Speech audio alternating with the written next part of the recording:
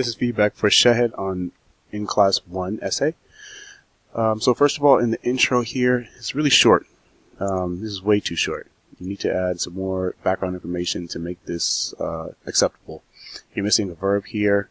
Also, what I wrote here is that you need to write some general statements in your essay. So, I think this is a good example. Make children think. That's a good example.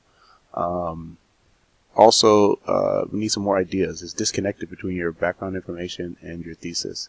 Thesis looks good. Here, this is an example of like a statement that you would say in your intro. Children are using cell phones more and more these days. It's not a topic sentence, all right? And this would brought your grade down because you didn't write your topic sentence in the first sentence of your body paragraph. You have to directly say this. The first effect is this. Then you have your ideas here, and again, same thing.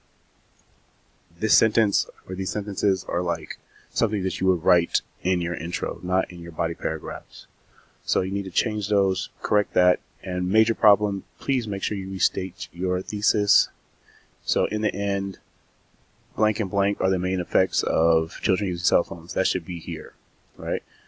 Is this academic? Children, you are smart. You're kind. This whole paragraph, you're just writing a letter to like parents or to kids. And this is not academic.